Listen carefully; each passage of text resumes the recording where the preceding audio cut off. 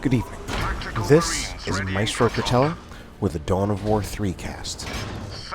Today we have a 1v1 on Port Saunderus, and our first player is Dullahan, playing as the Space Marines. As his elites, he has chosen Assault Terminators, the Imperial Knight Paladin, and Gabriel Angelos.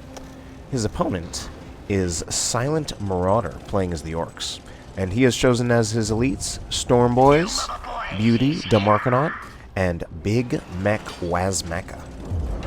So it looks like Silent Marauder is immediately trying to take control of one of the contested resource points. So the different resource points on the map have different options as far as what resources you can get from them, which is indicated by the very lightly colored circle next to the resource point itself. So this one you can only build requisition generators on it, and that's indicated by the yellow circles.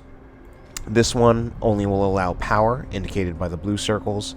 Down here we've got a mix. This will allow 2 power generators and 1 requisition generator. Meanwhile, the one in the middle has the pink generator, which is the unique one that will allow you to get elite points faster. So, wow, we're going to see some early harassment on one of these shield generators by some of the boys right there. So, this is welcome to my very first Dawn of War 3 cast, and this is a game that, you know, casting this game is very different for me compared to Dawn of War 2. I would say before I had ever done my first Dawn of War 2 cast, I probably already had about 1,000 hours of gameplay experience with Dawn of War 2. I'm not even claiming to be a great player, but I just had so much more knowledge and so much more experience. By comparison, this game has only been out for, what is it, like a week now? So, to be completely honest, my knowledge of the game is very limited. Everyone's knowledge of the game is fairly limited, and I wouldn't even say mine is at the top of the game right now. You know, we're all just kind of learning this as we go at the moment. So, meanwhile, if we take a look at Dullahan is going with Tactical Marines. So he's got 2 Tactical Marine squads out on the field, and he is going with a Scout squad. So that means he's chosen to go for a barracks. From what I've seen so far from other casts, the barracks, between the 2 infantry buildings, the barracks seems to be preferred compared to, the barracks seems to be preferred over the Doctrine Chapel, and the barracks giving you access to scouts, sniper scouts, and assault marines. I've seen very few people actually go for the sniper scouts, but we do see the regular scouts right here. And if we look at their stats, I mean, the regular scouts, their damage appears pretty pitiful. They don't have a whole lot of health, especially in comparison to Tactical Marines, who both do more damage and have more health. But what we do see from the scouts right there is the blind grenade, which just straight up stunned a squad.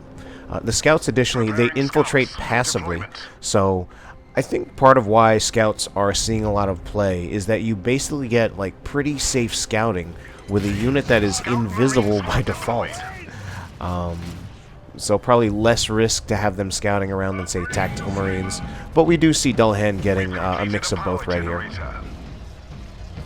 So, Silent Marauder has chosen to put a listening post on top of the elite point generator.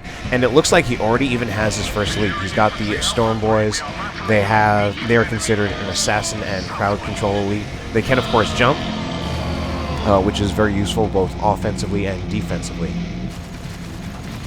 Alright, looks like Dullahan is trying to commit to taking out the, he was trying to commit to take out the listening post, but he wasn't able to do it, and we had an aggressive response, a very aggressive response, by Silent Marauder. Now, as aggressive a response as that was, he lost a squad out of it. I believe he lost at least 1 squad of boys. Overall, though, I'd say he won that. He managed to hold the point. We're going to see... Oh, my God! That was incredibly damaging. So that was I'm tempted to use the Dawn of War 2 name, but that was the Suicide Bomber ability, or the Bomber Boys if it were Dawn of War 2. Which in this game has proven to be very powerful.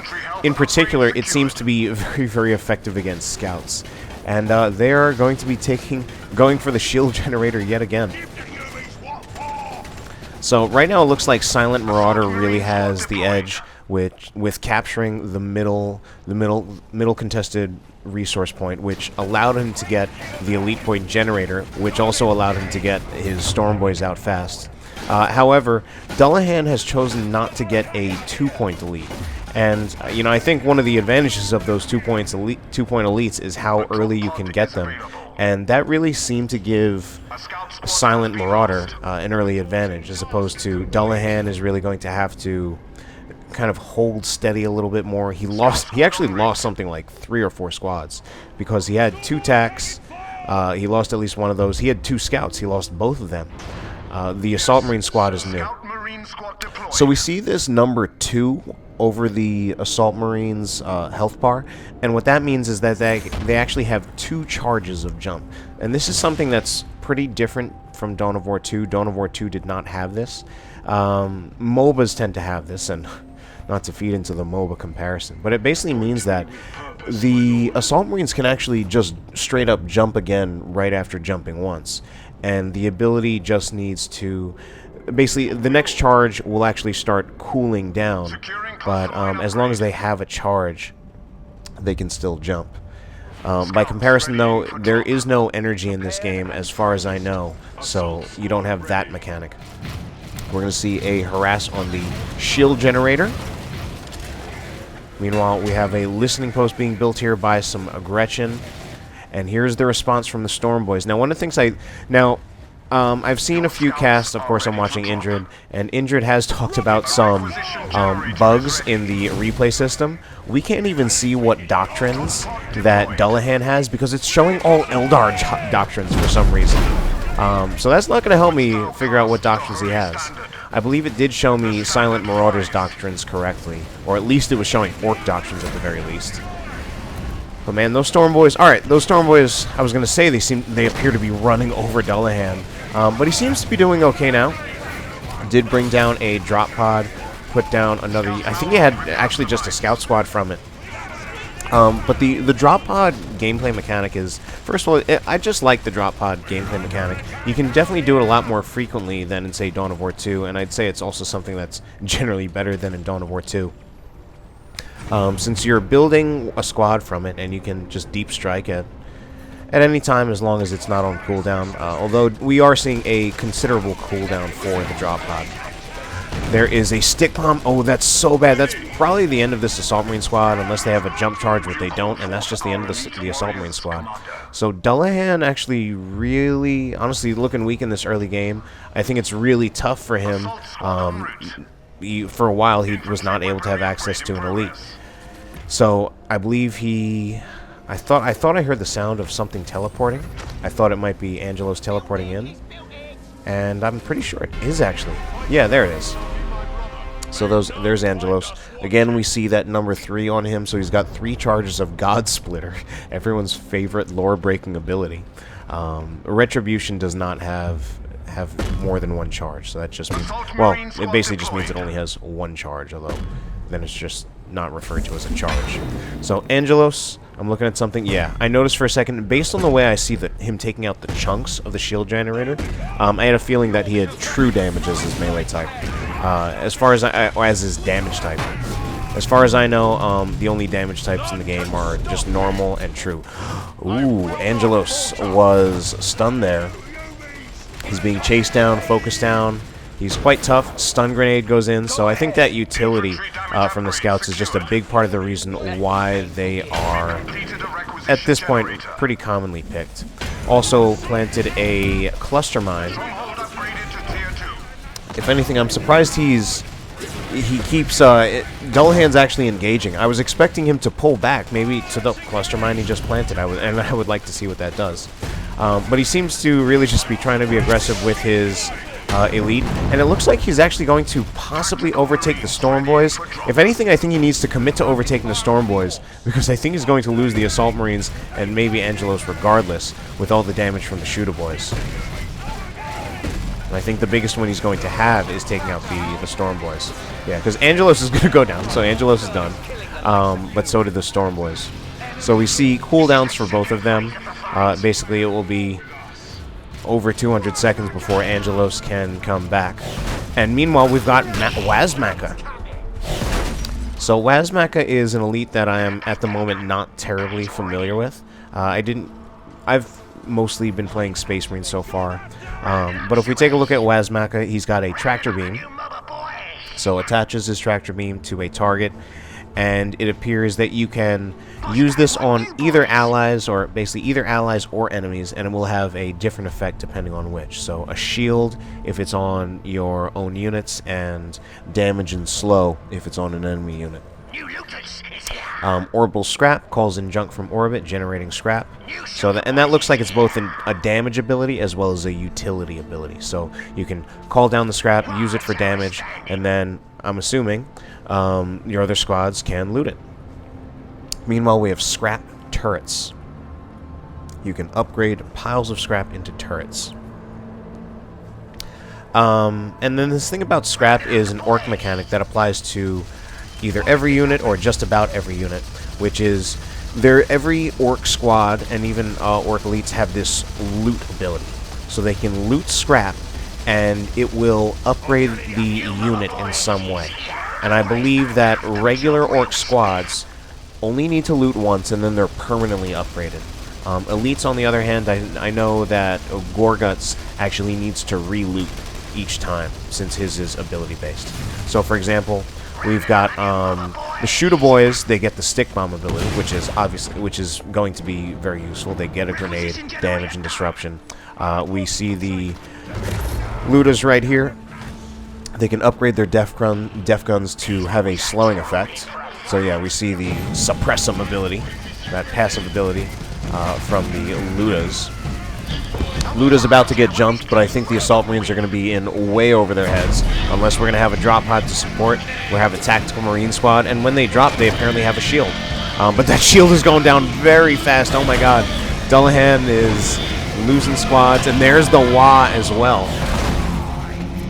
I mean, right now this game is looking pretty dominant it's looking pretty dominant for Silent Marauder. But that Whirlwind Barrage also looking pretty dominant as well. I think some squads died out of that.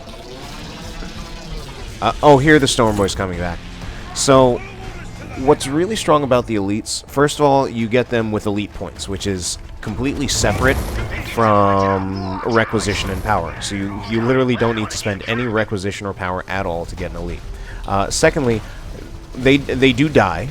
And then there is a fairly long cooldown before they can be recalled. But I believe you don't even need to spend the elite points again. Oh, we actually are seeing sniper scouts. And we're also seeing regular scouts getting eaten alive by orcs. It really just feels like Dullahan is getting mobbed really, really badly. Let's take a look at I want to take a look at Wazmakka and take a look at his so he loots scrap and generates a charge of orbital scrap. Okay, so he needs to loot scrap in order to use orbital scrap. Actually, it appears to also just generate charges over time. Meanwhile, here is a land speeder. Range skimmer can be upgraded with a meltagun. It does not have the meltagun at the moment. The skimmer movement is a little bit strange. I've tried it out in the campaign with a video that I've yet to post. Oh, that must have been the orbital scrap ability. And they're kind of hard to control, I've been finding personally. I actually like the detail on the battlefield of just how it has been kind of battered by different things. So we see these are scrap piles on the battlefield. It looks like Angelos is coming back in. I will set this curse. And oh, this is interesting. Let's see. For a second, I got a little mixed up between the colors, since you have to constantly switch between players to view their things. Kind of like in, say, Company of Heroes. And there are actually a lot of things about this game that I feel are actually Company of Heroes-ish. Like, if anything, I feel like this game is actually more like a... I feel like it has more in common with Company of Heroes games than Dawn of War 2.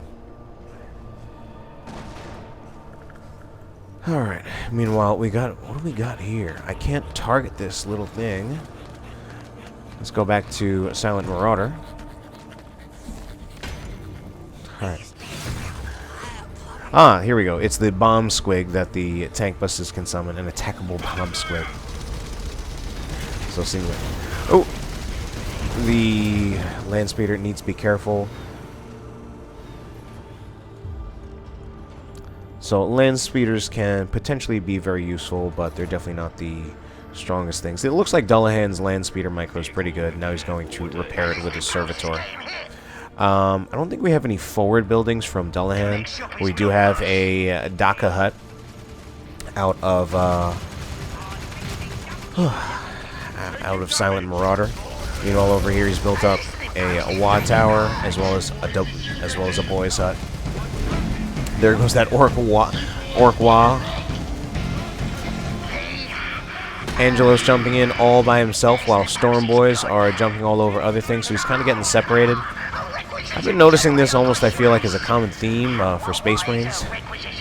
Although it's actually fairly similar to... Oh, wow.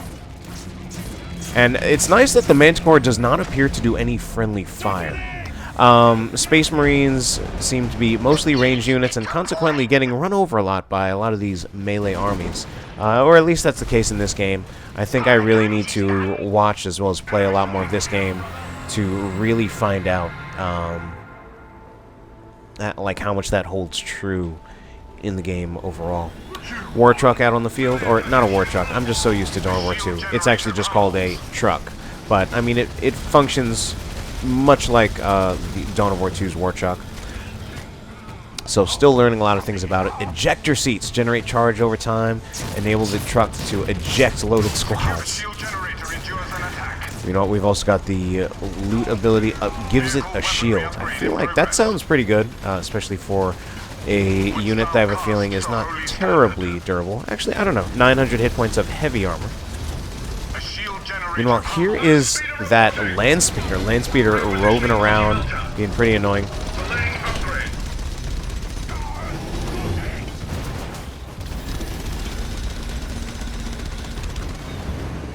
I was trying to see if I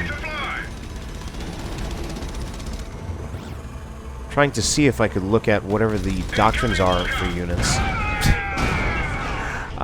By actually going over them, see what units might be affected by doctrines for Dullahan. But the game, unfortunately, just seems to be a little bugged out in that respect. So, kind of at a slower point in the game. Both players have roughly equal armies. We've got a Kill-A-Can out from Silent Marauder. Kill-A-Can, one of the Ork walkers, the smaller one, with the Death Dread being bigger. There's also some bigger walkers, of course, from elites. So, Death Dread, Kill-A-Can rather, more of a ranged walker, does have missiles that charge up, or rockets really. And you can increase that capacity to 6 by looting. Meanwhile, what else we got going on? Sometimes I'm hearing things and not able to actually see what's going on.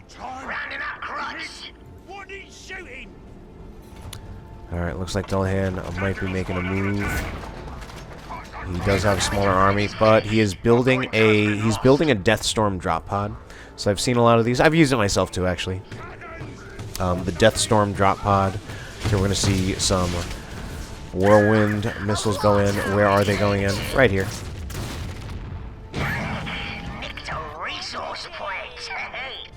The Death Storm drop pod basically, I believe, just puts assault cannons on a drop pod and fires like in every direction. It's supposed to be very, very powerful. So here's what I don't quite like so much, to be completely honest, about this game, which is we're at a period of the game that is very, very much not active.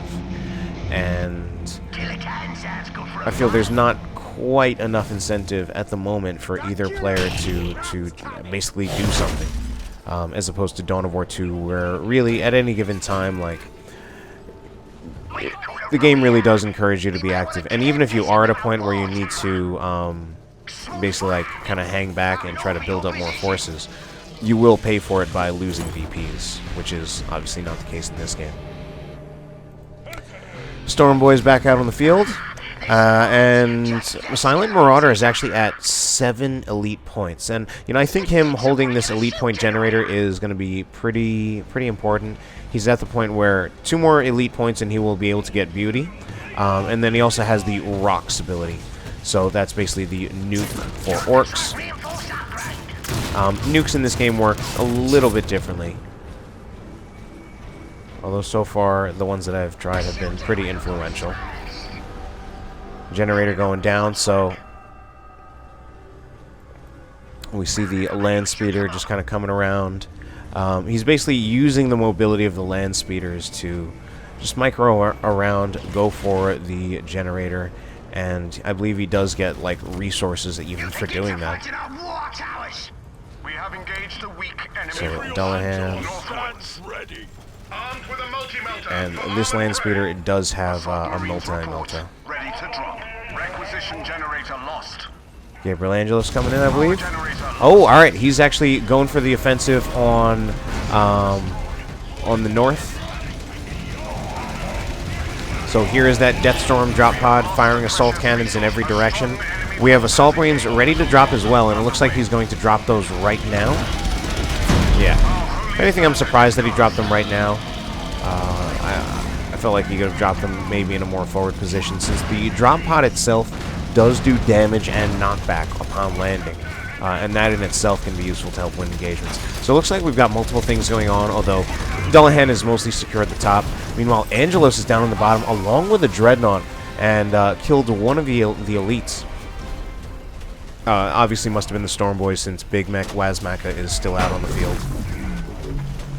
I have a feeling we will actually see Beauty at some point in this game. And here are the Killicans. They appear to be trying to kite the Dreadnought, but they're taking some time to build up their charges. Yeah, it actually does seem like it takes a little bit of time to build up their charges. I feel like they... Oh, okay. Here's Beauty, really just teleporting in. Beauty the Morkanaut. You know, I'm feeling like it might be really important for those Killicans to get their scrap upgrade. Oh, and there goes the truck going down. So Dullahan is now really starting to answer back. It does look like the Dreadnought is probably going to go down soon. While Beauty, we just saw it, I believe it actually, well, it fairly recently used the Rocket Fist ability. So Beauty does a number of things. Beauty is actually more of, I believe, between the two big Orc walkers, Beauty is actually more support-oriented. Allows reinforcement, although the Morkanaut does as well. Custom force field creates a force field that absorbs shots. We have the Rocket Fist, which I believe is shared actually between both Beauty and the Morkanaut. And then I think the Gretchen Repair Squad is part of what makes it more more support-oriented, as well as I believe it has like a presence doctrine, if we can actually see it. So Beauty's presence, when, yeah, Gretchen repairs significantly faster. So it's kind of slow, but obviously kind of big and powerful. And I think Dullahan, I mean, he's got the Imperial Knight Paladin, but he's actually nowhere even close to getting it. He's not even close, since he hasn't had the elite point generator all game. He does have Assault Terminators, but they're out of combat at the moment. As well as a Predator Annihilator.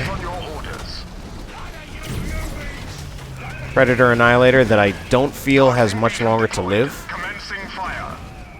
Big Mek Wazmakka, I have a feeling, is going to finish off the Dreadnought. Yeah. Meanwhile, what's going on over here? Ooh, here is the Orbital. So the Orbital, you get... So you have to put down this little structure, which I forget what it's called. I guess the orbital relay or something.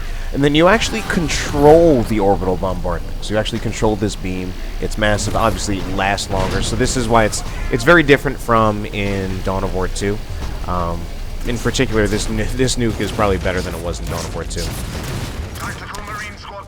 Probably does a bit less damage, but you can control it, move it around. You control it at will.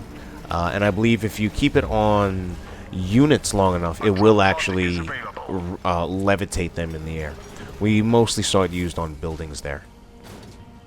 So there's Beauty, looking like a beauty. And this is also the custom skin that comes from the Masters of War pack from pre-ordering the game. I think it's just called something like custom. A drop pod is available. So Beauty excels at protecting itself and allies. Doctrine Chapel completed. Cannon Devastators. All right, so now we actually see the Doctrine Chapel, and we see that Doctrine Chapel was actually completed very late. His build order for buildings was basically Barracks, Machine Cult, and then Doctrine Chapel. The Arsenal, of course, was in there somewhere, and I'm actually just not sure when it was, where it was in his build order. I just know that the Doctrine Chapel. Wow. That was really, really nice. That was actually awesome, and I'm sad that I didn't catch all of it on camera. But that was basically, he used the Rocket Fist ability and actually used that, I believe, to take out the Whirlwind at a place that was otherwise inaccessible. I mean, he could have actually destroyed the console to lower the bridge, but he also didn't have to. So that was actually a very nice play, and unfortunately I just missed some of it. Oh, and we're going to see the commitment to go for the turret, and here are the Assault Terminators. Meanwhile, what do we got going on right here? We're going to have a bit of a response. Wow, here comes Beauty. Must have been some kind of recall ability, and there's also the standard. So, for the Space Marines, obviously, you have the drop pods. You can also get the standard, and the standard has multiple effects depending on the tier. Tier 1, you get... your units have a shield, so right now we see the pink health bar for all of these units. That is their shield. And they have different effects. Tier 2 targets enemies with orbital strikes, and Tier 3 heals Space Marine units. So they're actually putting in quite a bit of work. They destroyed the turret. Now they're actually slightly threatening the core. I believe they even did a little bit of damage to the core, as well as threatening a Beauty. Only thing is, I don't think this standard has that much time left. Yeah, I think it's about to warp out of there. But I think Angelos is about to come in. Or did he just die? Oh no, there he is. So, and I think... yeah, there are multiple squads here. They've actually done very well, I think, with the help of the standard. This almost looks like Dullahan making a push to win the game, considering for most of the game it actually looked like he was losing. But Beauty is at only about 35% or maybe 40% health. Here comes Angelos back in. He does have true damage, so I think he should be able to do some decent damage to Beauty. Oh man, Beauty's got a ton of hit points though, so maybe not. Meanwhile, the we've got several squads of plasma gun attacks, as well as some las cannon devastators. My guess is the las cannon devastators must do true damage. So I take it, yeah. Let's see, the devastators. Oh, armor piercing damage, right? So I forgot there was a third damage type, armor piercing. I believe the way it works is does full damage to heavy armor, but it will actually do less damage against normal armor, so that it's less effective against infantry. Beauty's gonna go down. I mean, Angelos is probably gonna go down, but so is Beauty. Oh, big track with super cannon. This might keep him in the game a little bit longer. If anything, all right. That looked like Dullahan was going to try to push to win the game. If anything, I don't know. I mean, Dullahan actually still has a lot of units. And wow. Okay, this is actually... I think he's going to finish off Beauty with the orbital... yeah, so there we see the levitation, although it destroyed it before then. Yeah, so there's the levitation.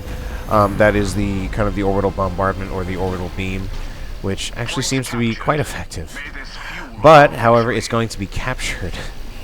And when it's captured, it just kind of stops. Looks like the beam is still there, and I bet it still does damage. So... it actually looks like Dullahan is at this point going to win this game. Yeah, man. Silent Marauder has lost a lot of squads, and Dullahan is really starting to push, despite it looking like Silent Marauder had been winning for most of the game. But I mean, it looked like he had been winning just because he had most of the map, and yeah, just because he had most of the map. But like, there was nothing he actually necessarily gained, you know. And I'm thinking in my comparison to Dawn of War 2, like, when you're playing Dawn of War 2 and you're winning, you're taking VPs down in your favor, so you're always getting closer toward a win condition. Whereas I feel like, basically, much of the first, honestly, 25 minutes of this game, I don't feel that either player did anything that really significantly contributed to getting them closer to a win condition. So it looks like there's actually still a bit of a game left here to play out, and I'm actually not sure how to call it. Because it looks like Dullahan might have won there, but sadly for Dullahan, it doesn't look like we're going to see the Imperial Knight Paladin in this game. Just not having the elite points.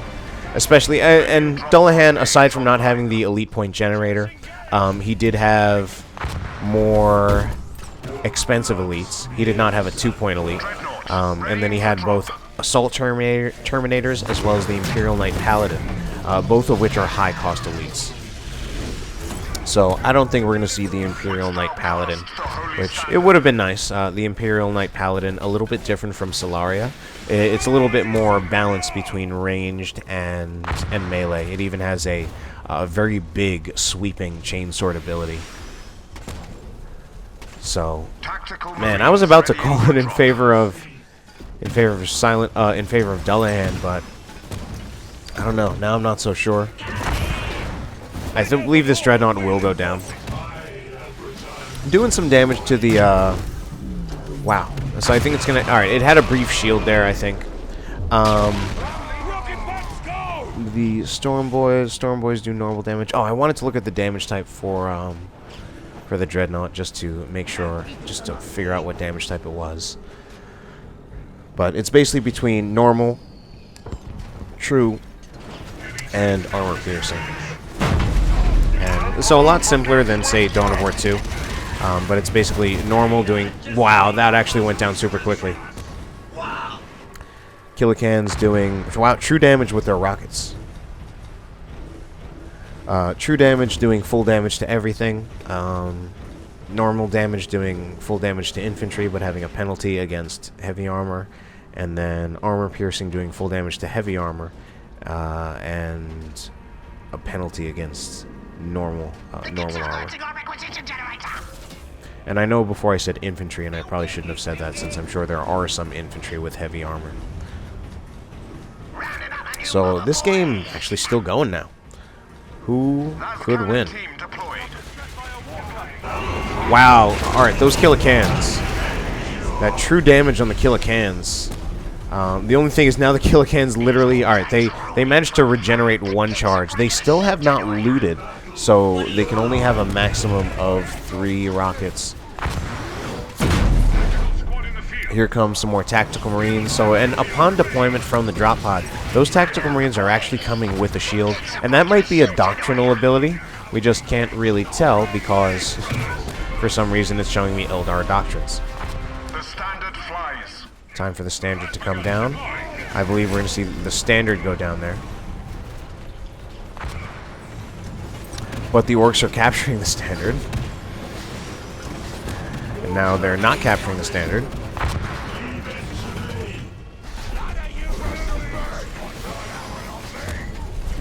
Alright, standard has been captured, so that does disable its effects. Orbital batteries ready to fire. Predator Destructor en route.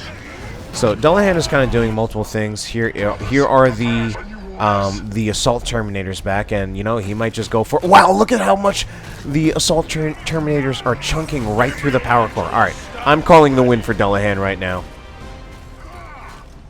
Because Silent Marauder either not paying attention, because there should be that ability to close up the power core. Yeah, this is game for Dullahan.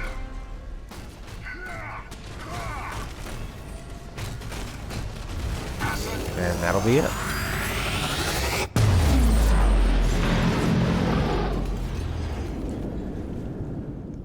Alright then. So, that concludes my very first cast of Dawn of War 3. Hope you enjoyed it. Have a good night.